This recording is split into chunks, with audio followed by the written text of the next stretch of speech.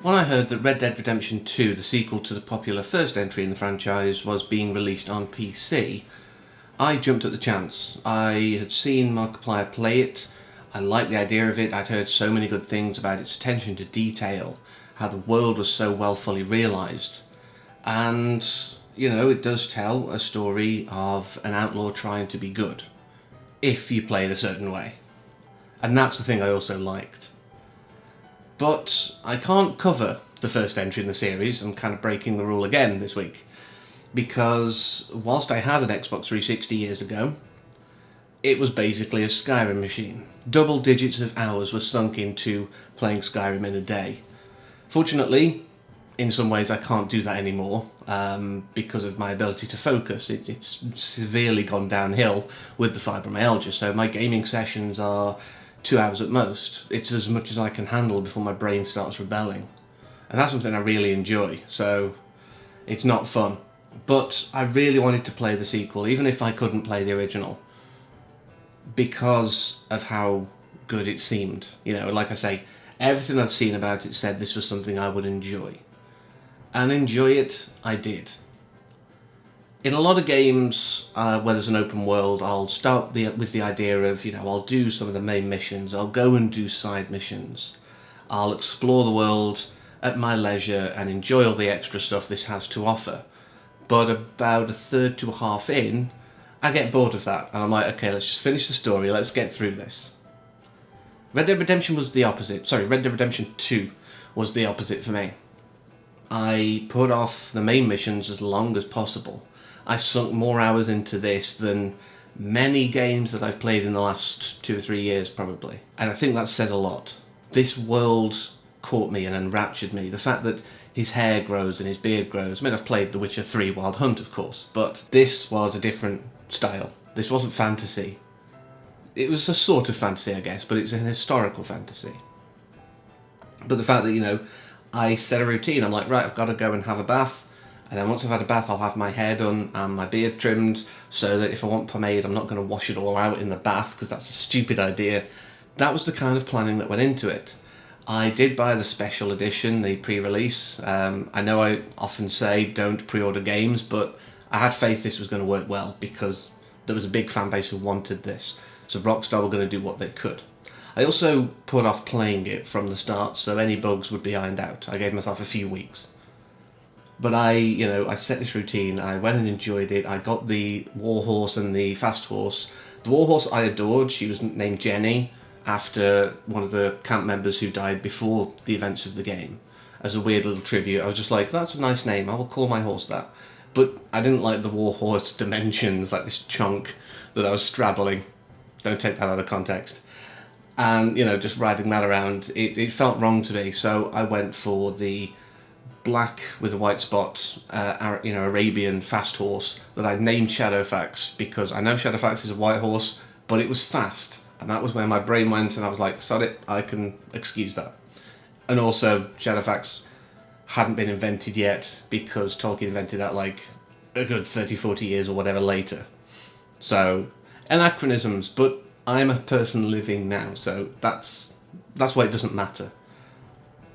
But, you know, I had this fast horse that I was running around on, and at one point a train came. I was like, I can beat this train. Never play chicken with a train. In real life, of course, but in Red Dead Redemption 2 on a horse. I survived. Shadowfax didn't. I was heartbroken. I was really heartbroken. Not gonna lie. I went back to Jenny for a while, but again, she was just chunky and adorable, and I was like, I can't put you out in the world knowing now that at any point I could make a bad decision. Because I don't believe in save scumming as well, you know, just reloading an earlier save. That I didn't want to do that. I wanted this to be realistic, you know, like life, as much as it could be. So I went and bought another fast horse, and he did me for the rest of the game. Well, and again, don't take that out of context. He suited my needs of transportation until the end of the game, where sadly he was also killed before the end. I've lost 2 beautiful male horses in the course of this game, and I felt that loss keenly. But I was doing all the side stuff, I was finding the strangers, and I was finding it so rewarding. Because as you progress through the game, you see the outcomes of your actions a lot more. The world develops as time goes on. Every chapter is a little bit forward in time, and something new has come to light, or something new exists out in the world. The fact that one of the early Leopold Strauss missions involves you finding this guy who's pretty much going to die, and he coughs all over you, and then later on you meet his widow, who is whoring herself out to keep her and her son alive while her son's down in the mines, completely hurting his health. And you made that happen. Whilst there's a lot of good stuff that you've done, like supporting the photographer and helping that guy out from the cult, you do have these moments where the negative actions come and bite you in the behind. And I loved that too. I felt bad for these people. And I was like, I've got to help. Even though she's saying, don't get involved in our lives anymore, you've done enough. I'm like, no, I need to get involved in your lives because I broke this. So I can fix this. Absolve them of the debt, give them a bit to start their life again. Why not?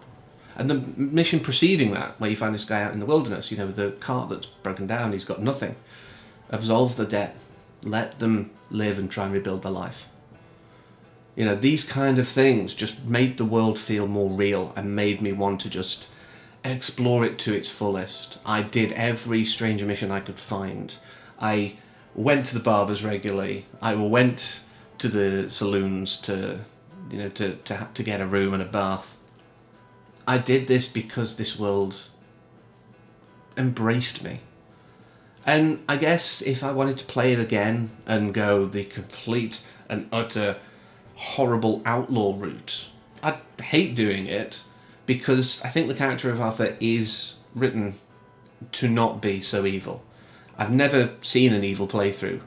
I think there is something inherent in Arthur's character that we all pick up on, that he wants to be kind of decent. He wants out of this life, he just wants to get on with a normal life as much as he could.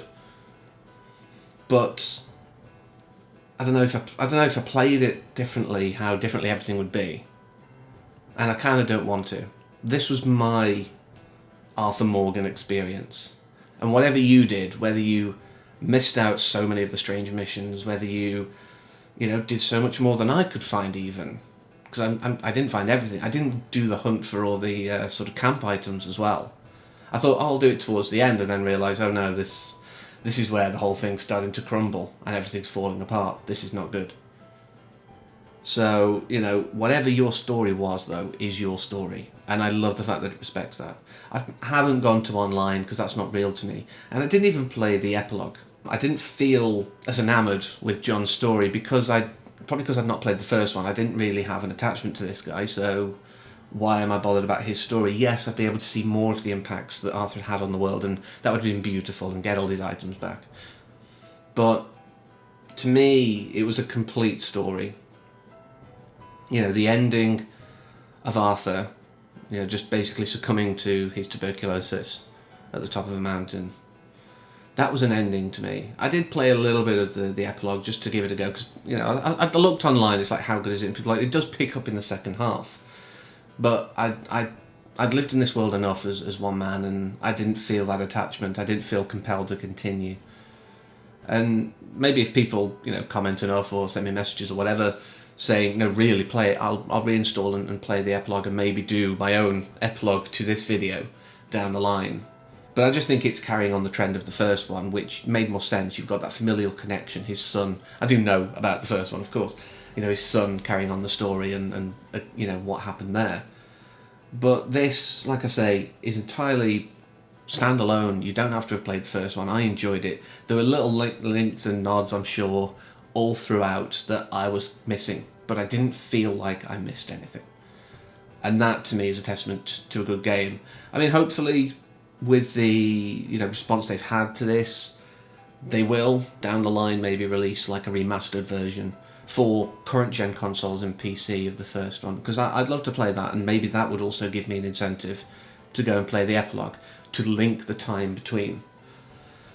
But yeah, Red Dead Redemption 2, even if you haven't played the first one, if you're on the fence about it, you're like, well, maybe, do get it, enjoy it for what it is, play it your way, be the Arthur Morgan you want to be, Dress him how you want. Style his hair and his beard how you want. I will say, to me, he looked really weird clean shaven. The minimum I would go is like a shortish goatee, about 3 or 4 levels. That's about the sweet spot for me. But like I say, he's your Arthur. Have at it, do what you will. So thank you very much for letting me talk about Red Dead Redemption 2 and how much I love the side stories. That's what really made it. But until next time, as always, thank you for watching and take care.